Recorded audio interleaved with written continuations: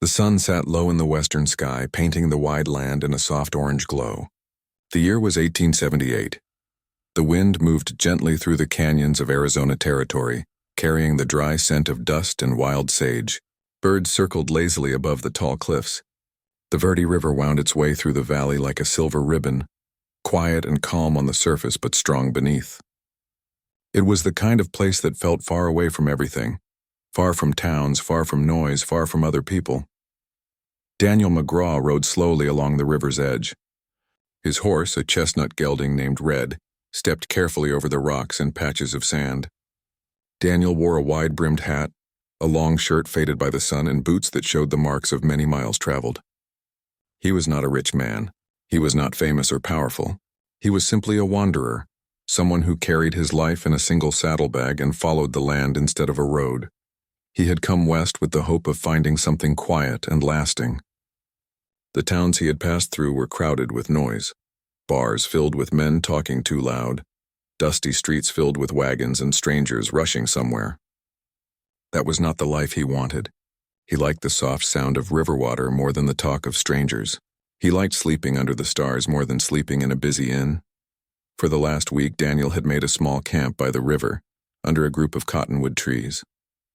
He spent his mornings fishing, his afternoons setting small traps, and his evenings watching the sky turn from gold to pink to deep blue. He had seen a few deer on the opposite side of the river. Once he caught sight of a hawk circling low, but mostly he saw no one. That suited him just fine. Daniel was a quiet man. He did not speak much, even when there was someone to talk to. But silence was not empty for him. In silence, he could listen to the land, the sound of water against stone, the rustle of leaves, the faraway call of a bird. Each sound felt like a piece of a story that only the land could tell. On the evening before everything changed, Daniel built a small fire. He sat on a fallen log and warmed his hands as the flames danced and crackled. Red stood nearby, tied to a tree, lowering its head to drink from the river. Daniel ate a piece of bread, chewed it slowly, and stared at the water. "This'll do," he whispered softly to himself. "This'll do just fine." But he didn't know that this calm river had a will of its own. The same water that sang softly at night could turn wild and strong after a storm. And a storm had been brewing in the faraway hills all day. Dark clouds rolled across the sky as night fell, and a cool wind brushed Daniel's face. He had learned enough from the land to know when rain was coming. So he tied his things tighter, covered his fire with stones, and lay down beneath his small canvas. The first drops came softly like a whisper. Then slowly the rain grew heavier. The sound on the canvas grew louder until it filled the night like a steady drumbeat. The next morning, Daniel stepped out into damp earth and gray skies. The air smelled of rain, and the river was no longer calm. It moved faster now, carrying sticks and leaves along its surface. He saddled Red and decided to ride further up the river. He didn't like staying in one place too long. He liked to follow the river and see where it would lead him. The path wasn't easy. The ground was soft, and the horse's hooves left deep prints in the mud. But Daniel didn't mind. The land felt alive, and he felt alive with it. He rode for miles, humming softly to himself, a tune his mother used to sing when he was a boy. He didn't know it, but he had already crossed into Apache land. There were no signs to warn him, no fences to keep him out. This was a place held by quiet rules, rules made by people who had lived there long before he ever dreamed of coming west. They watched the river the way others watched their front doors. They moved through the land like wind through grass, unseen but present. As the afternoon sun began to peek through the clouds, Daniel came to a bend in the river. The water looked wide and smooth there, but the center was deeper than it seemed. He paused, looked across, and decided to cross to the other side. He thought it would be easier to ride along the far bank. He gave Red a gentle nudge, and the horse stepped into the water. The first few steps were easy. The water reached the horse's knees, then its belly. Daniel smiled. He liked the feel of the cool water against the hot air, but as they reached the middle, the current grew stronger. He felt the horse shift beneath him. The sound of water rushing around them grew louder. Red stopped moving forward and tried to find its footing. Daniel tightened his grip on the reins. "Easy now," he whispered to the horse. But the river was not listening. A sudden push of water came from upstream, stronger than before. Red stumbled, and Daniel's hat slipped from his head. For a brief moment, the world tilted. He grabbed for the saddle, but his hand slipped on the wet leather. Then everything went fast. The horse tried to turn, but Daniel lost his balance. The river pulled at him cold and heavy, wrapping around his legs like a living thing. The current was not cruel, but it was powerful. It carried him downstream, away from the bank, spinning him like a loose branch. He tried to call out, but water filled his mouth. He tried to grab onto something, but his hands found only water. Under the surface, everything was quiet and blurry. He could see shapes of light and shadow, but couldn't tell where the sky ended and the water began. He kicked his legs and reached upward. His lungs burned as he tried to hold his breath. Daniel had always thought of himself as someone who belonged to the land. But at that moment, the river reminded him that it belonged to no one. It could lift a man up, or it could sweep him away. He felt his strength leaving him. And then, just when the edges of the world began to fade, something grabbed his arm. It was not a branch. It was a hand. A strong, steady hand. Daniel couldn't see clearly, but he felt himself being pulled upward. He coughed as his head broke the surface. Air filled his lungs again, rough and sharp. Someone dragged him toward the shore, step by step, until the water no longer reached his chest but only his knees. His boots dragged through the mud. He collapsed on the bank, coughing and gasping. Water dripped from his hair, his clothes heavy and cold against his skin. The sky above him looked brighter now, as if the clouds had opened just for him. He turned his head, still blinking water from his eyes. That's when he saw her. She stood beside him, breathing steadily, her long black hair damp from the water. She wore a woven shawl across her shoulders and a long skirt that brushed against the wet grass. Her skin was the warm color of the sunlit earth, and her eyes were calm and sharp at the same time. She looked down at him, not with fear or surprise, but with quiet strength, like someone who had faced rivers before. Daniel didn't know who she was. He didn't even know where he was anymore. But he knew this. She had saved him. The woman said nothing at first. She simply knelt beside him and pressed her hand gently against his chest, as if to make sure he was breathing. Then she reached behind her and brought forward a folded cloth. She wiped the water from his face and wrapped the cloth around his shoulders. Her movements were firm but careful, like someone used to taking care of others. Daniel opened his mouth to speak, but only a weak sound came out. His chest ached from the cold water. He wanted to ask who she was, but the words wouldn't form. The woman didn't wait for questions. She slipped her arm beneath his and helped him sit up. Her strength surprised him. She wasn't tall, but she was strong in a way that came from living close to the land. She guided him a few steps away from the river and helped him sit against a tree. The river kept flowing behind them, calm again as if nothing had happened. Daniel closed his eyes for a moment, listening to his own heartbeat and the soft rustle of the wind. He could feel her presence beside him. He didn't know it yet, but this moment by the river would change everything. She was Nalan, a woman who had lost much but had never lost her strength. A woman who knew the river like a friend and a rival. A woman who, in silence, had just tied their lives together with a single act.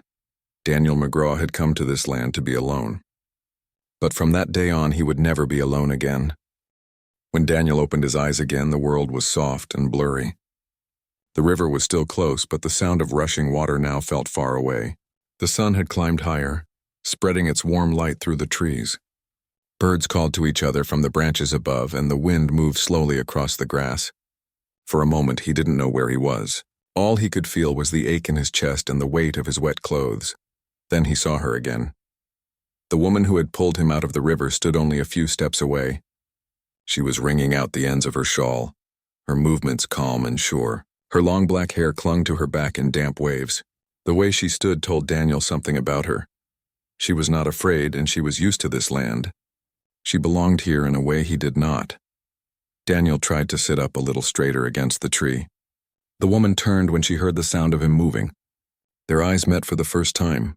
Hers were dark and steady, like a quiet fire that didn't need to shout to be strong. He wanted to thank her, but his throat was dry and his voice weak. He opened his mouth and managed to whisper, "Thank you." She didn't answer. Not in English anyway. But her eyes softened just a little, and that was enough. The woman stepped closer and handed him a small pouch made of soft leather. She pointed at it, then at his mouth. Inside there was water, cool, clear, and clean.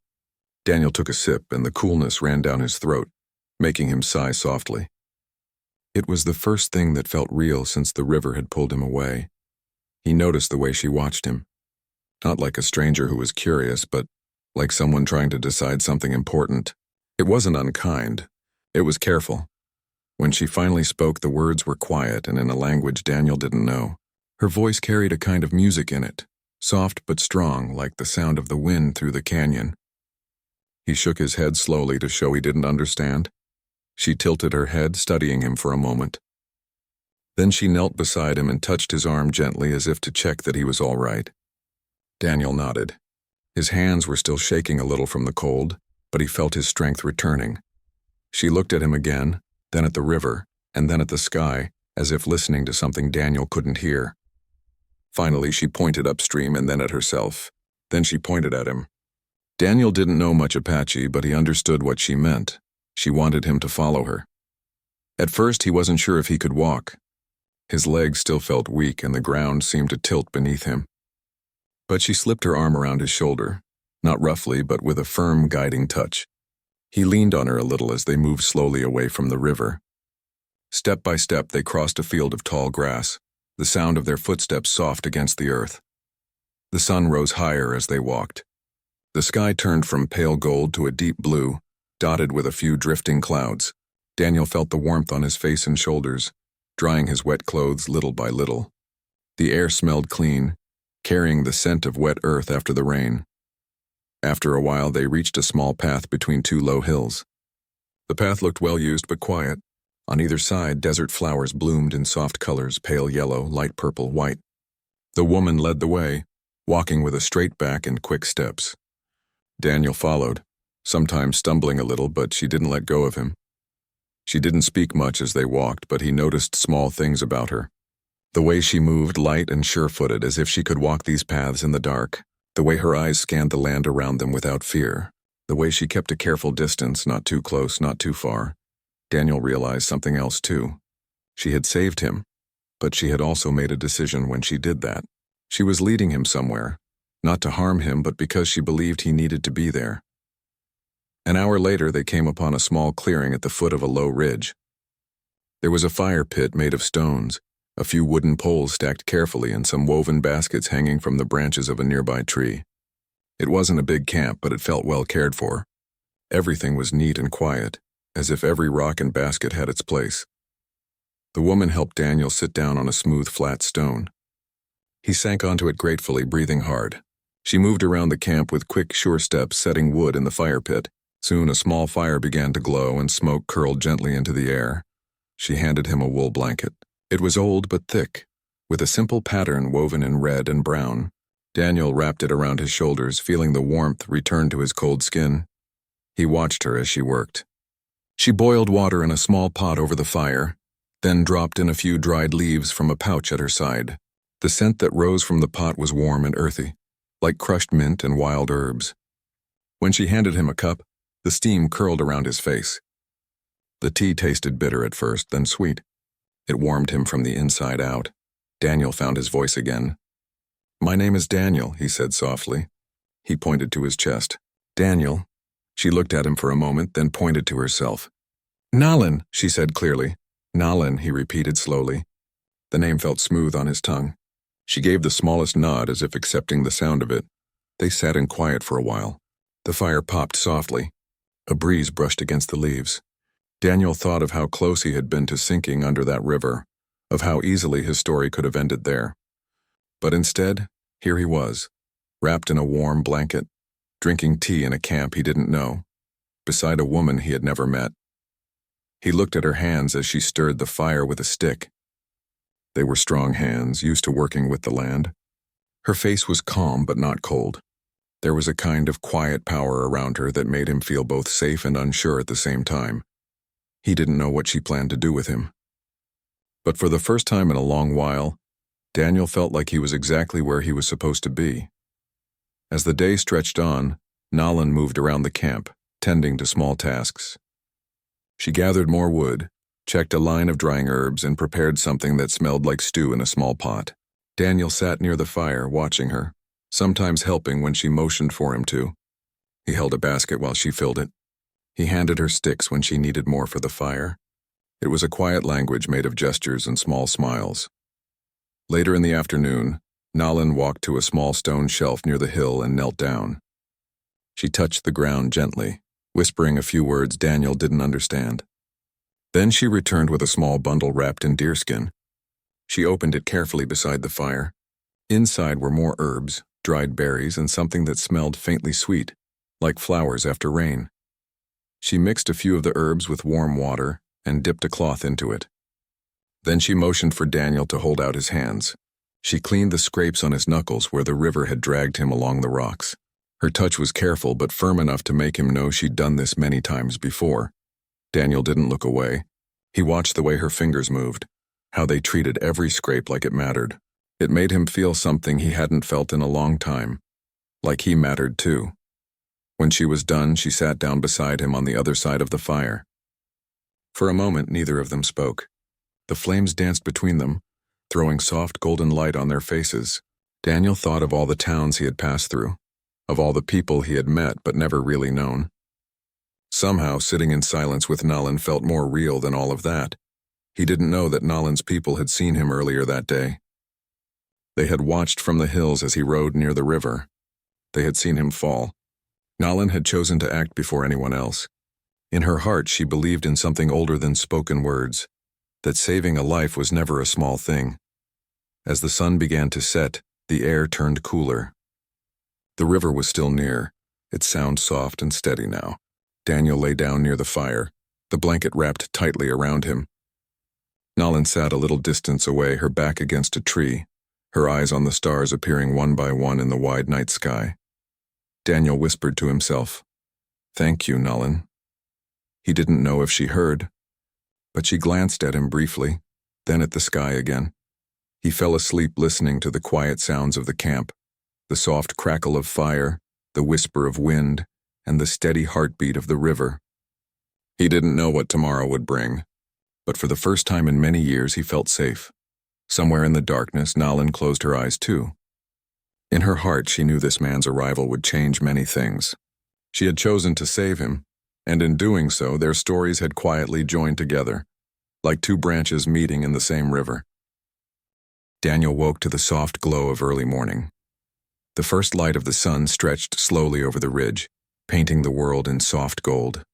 A thin line of smoke rose from the small fire that Nalin had built again.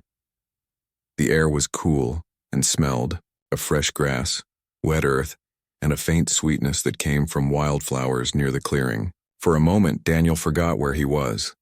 He had spent so many mornings waking up alone by some river or road, always ready to move on. But today, things felt different. The blanket still rested around his shoulders. His clothes were dry. And, only a few steps away, Nalin moved quietly around the camp, preparing something in a pot over the fire. She didn't speak when she noticed him awake.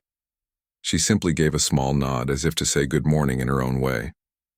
Daniel pushed himself up slowly, his muscles stiff but stronger than the day before. He watched her add a handful of something to the pot. Steam rose and carried a warm, soft smell toward him. He smiled, still a little shy. "Morning," he whispered, though he knew she might not understand the word. Nalin turned toward him, and though she said nothing, her eyes softened slightly. She pointed at the pot and then at him, a silent way of asking if he wanted some. Daniel nodded eagerly. He hadn't realized how hungry he was until that moment. She handed him a wooden bowl filled with something warm and thick, a simple porridge made from corn and berries. It wasn't fancy, but to Daniel, it tasted better than anything he'd eaten in a long time. He took slow spoonfuls, letting the warmth fill his chest. The morning passed quietly, each moment flowing gently into the next. Nalin moved around the camp with a calm rhythm, as if every task had its time and place. She cleaned the baskets, arranged dried herbs, and checked the edges of the clearing. Daniel watched her work, slowly learning how much care she put into even the smallest things. When she motioned toward a pile of wood, Daniel understood she wanted help. He stood, stretched his arms, and began gathering more branches from nearby trees. It wasn't a job that needed words. When he brought the wood back, she gave a small nod of approval. It wasn't a big thing, but it felt good. Later in the day, Nalin led him to a narrow path behind the hill. She walked ahead with quiet steps, and he followed.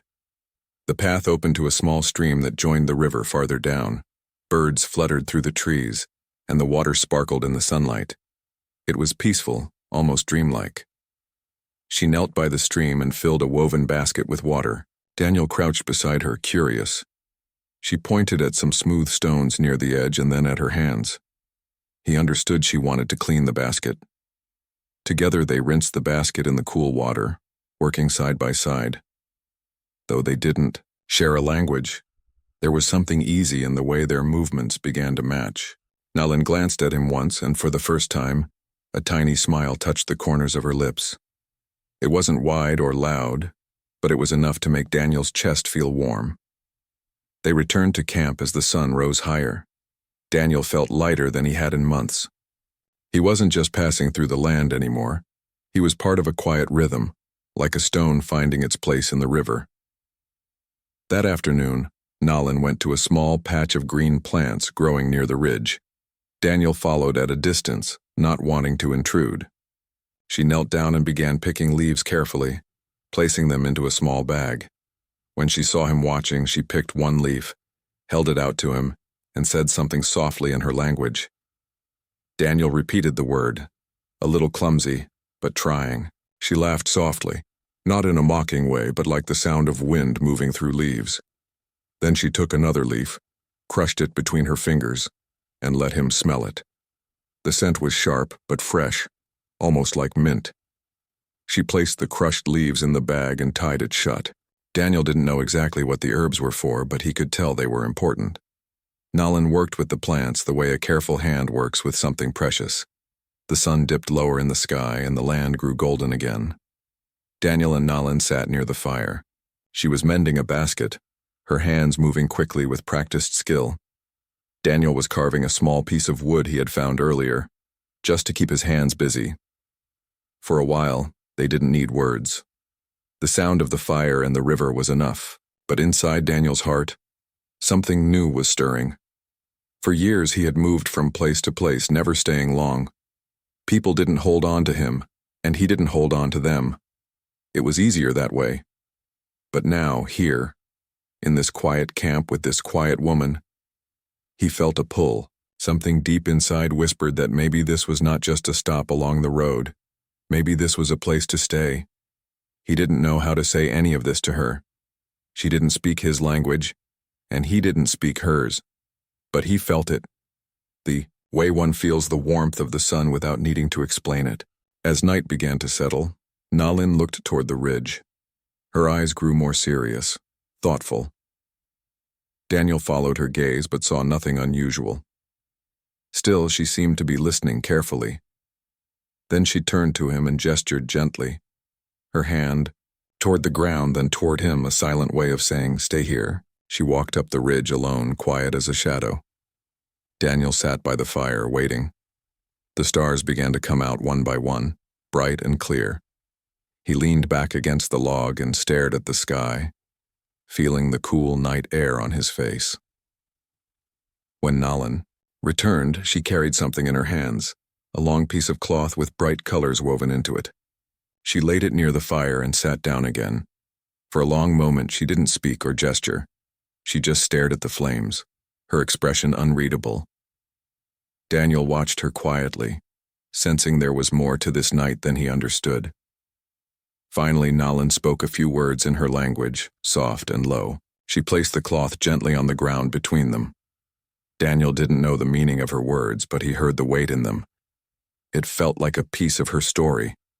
Then she reached into her bag and pulled out a small carved pendant made of bone. She looked at it for a moment, then held it out to him. Daniel hesitated, unsure if he should take it, but she nodded once, firm and gentle. Slowly, he reached out and accepted it.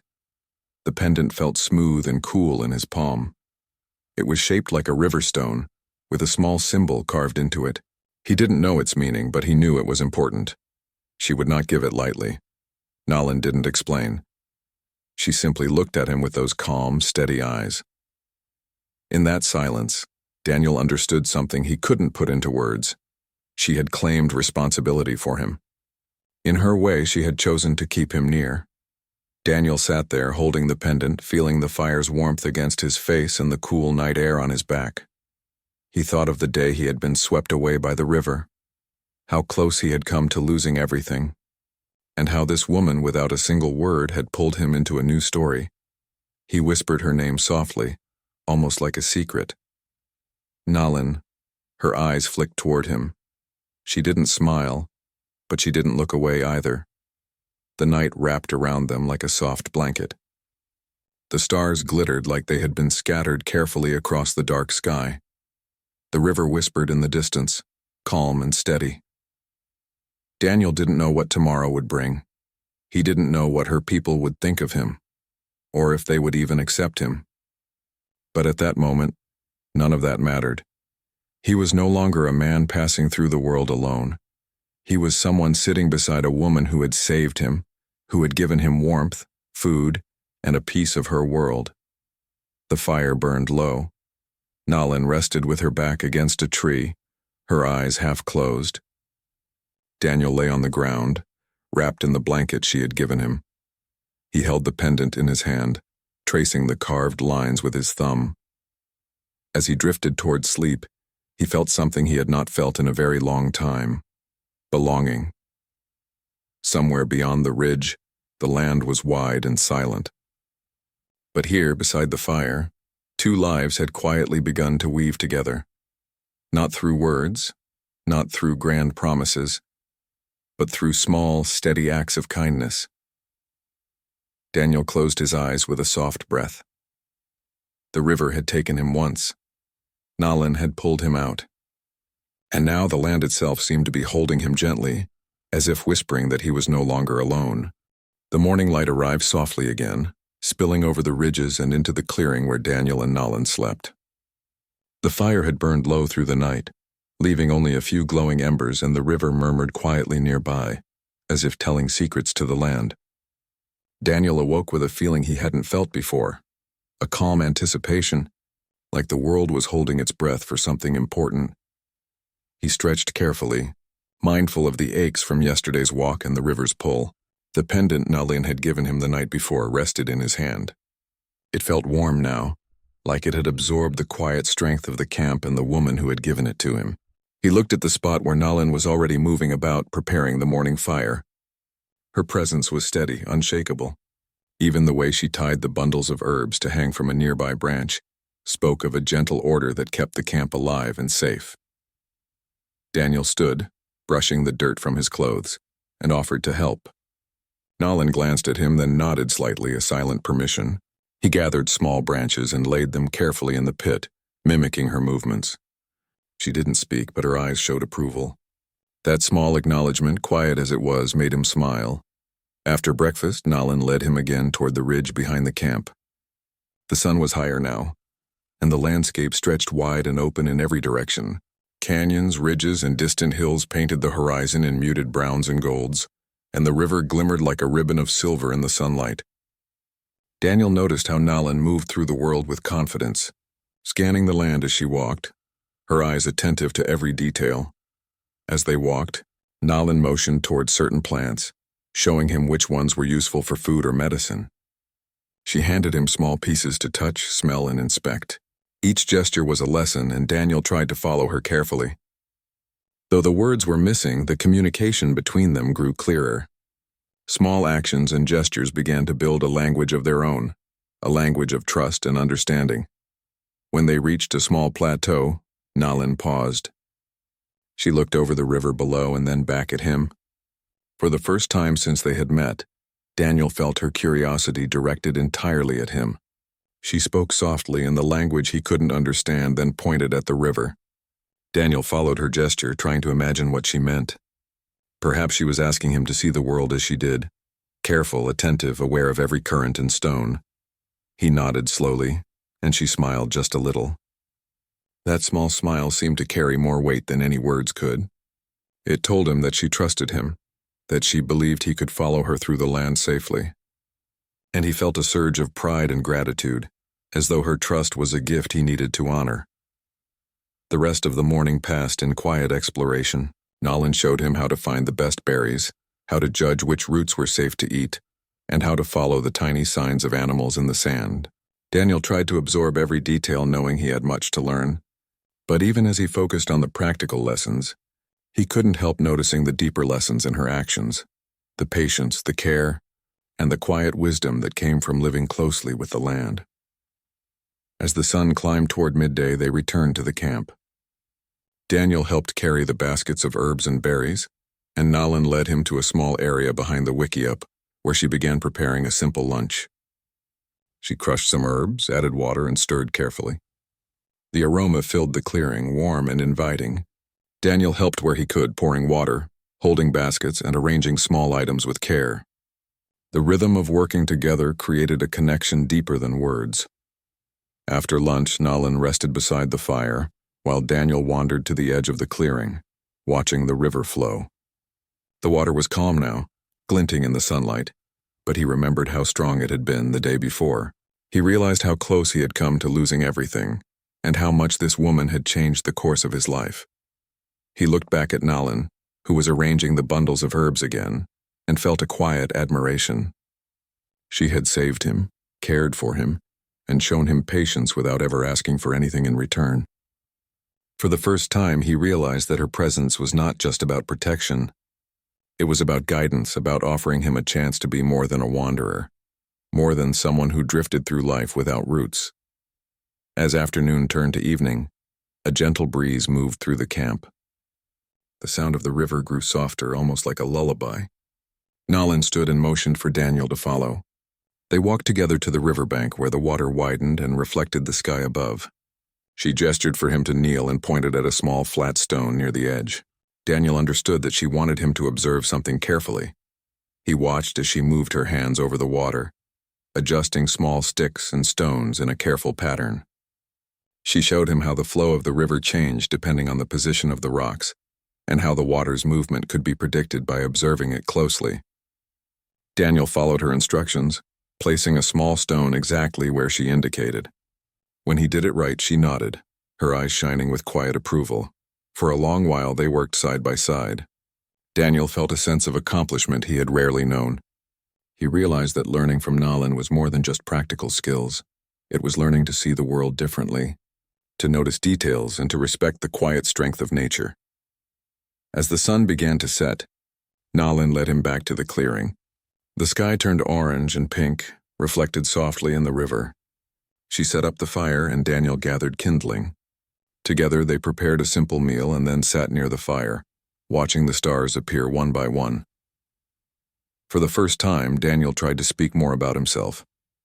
He told her his name again and pointed to the pendant she had given him, as if to explain that he would carry it always. She listened quietly, her eyes on him, and gave the smallest nod. That simple acknowledgement was enough to tell him that she understood. Night fell fully, and the camp grew cool.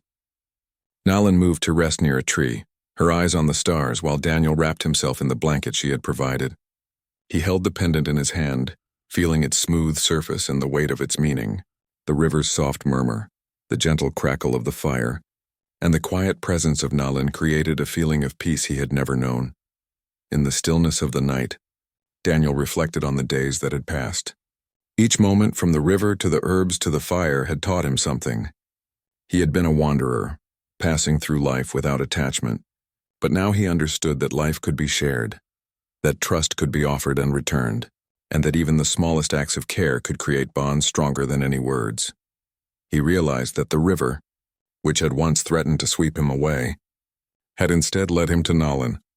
She had chosen to act, to guide him, and to create a connection that would shape both their lives.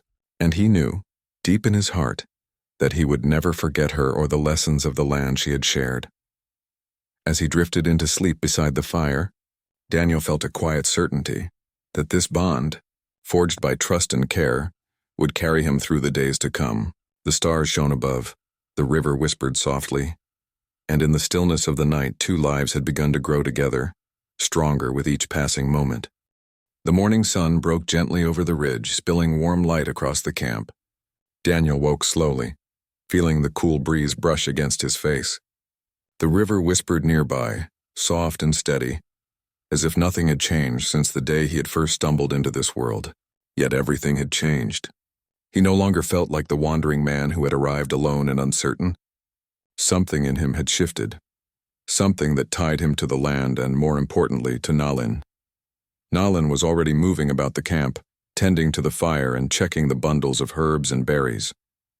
Daniel watched her quietly for a moment, marveling at how natural and confident she seemed in every movement. She carried herself with a calm strength, as if every task she performed had a purpose and every decision was guided by the land itself. He rose carefully, still holding the pendant she had given him. It rested warm in his hand, reminding him of the river and the moment it had almost claimed him, and of the woman who had pulled him to safety. Daniel wrapped himself in the blanket Nalin had given him, and for the first time, he felt a sense of belonging that went deeper than words could express. The day began like many before, with small tasks that slowly became lessons. Nalin taught him how to observe the animals near the camp without disturbing them, how to spot changes in the river's flow, and how to care for the plants and herbs that were so vital to their daily lives. Each moment was filled with quiet guidance, a gentle hand leading him to understand a world he had only glimpsed before. Daniel noticed how much he had learned in the days since he arrived. He could move through the camp with confidence, gather firewood without hesitation, and even help prepare simple meals. Yet the most important lessons were not about skill. They were about patience, observation, and respect. Nalin had shown him that every action, no matter how small, could hold meaning if done with care and attention. As the sun climbed higher, a soft breeze carried the scent of wildflowers and fresh water. Daniel and Nalin walked to a small clearing beside the river. She gestured for him to sit on a flat stone while she knelt near the water, selecting smooth pebbles and arranging them carefully. Daniel followed her instructions, learning how to understand the river's movement, its currents, and quiet eddies. He realized that the river was not just water, it was a living teacher, and Nalin was guiding him to read its lessons. Hours passed in this way, the bond between them growing silently. Daniel began to understand that trust could be built without words. The small gestures, shared tasks, and quiet observation formed a connection that was stronger than conversation. Nalin's presence was steady, comforting, and reassuring, and Daniel found himself looking forward to every moment with her. When afternoon arrived, Nalin motioned for Daniel to follow her back to camp. She had prepared a simple lunch of boiled roots, herbs, and dried berries. They ate quietly, sitting close to the fire, enjoying the warmth of the flames and the gentle sunlight. Daniel watched her as she worked, noticing the care she put into every movement, and feeling a deep respect for her way of life. After their meal, Nalin led Daniel to a small hill overlooking the river. The view stretched far into the distance, with the sun glinting off the water and painting the ridges in soft golden light. She gestured for him to sit beside her. Daniel did, feeling a sense of peace he had never known in all his years of wandering. She pointed toward the horizon and then back at him, a silent way of showing that the land and its people were connected, and now so was he. Daniel nodded slowly, understanding the depth of her meaning. He had arrived as an outsider, but through her care, patience, and guidance, he had found a place in this world. He realized that he was no longer just passing through. He was part of something larger than himself.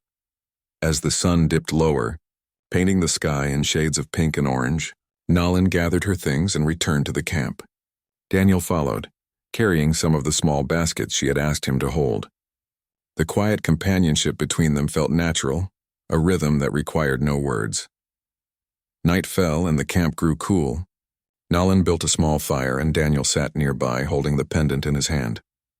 He traced the smooth surface, remembering the day he had nearly been claimed by the river and how she had chosen to pull him from the water. It was more than a gift, it was a symbol of trust, protection, and connection. The stars appeared one by one, bright and steady, reflecting in the calm river. Daniel realized that in all his travels he had never felt such a deep sense of peace. He had wandered for years without roots, without belonging. But now beside Nalin he understood the meaning of home. Home was not just a place. It was the presence of someone who cared, who guided, and who shared the rhythm of life with him. Days turned into weeks, and Daniel settled into a steady routine alongside Nalin. He learned how to tend the camp independently, gather herbs and firewood, and observed the land with careful attention. Each day brought new lessons, and each lesson strengthened the bond between them. Daniel found joy in the simplicity of this life, discovering that fulfillment often came not from possessions or fame, but from care, connection, and understanding. Nayland, too, seemed to grow more at ease with his presence. She would glance at him with a small smile when he accomplished a task correctly, or a nod of approval when he learned a new skill.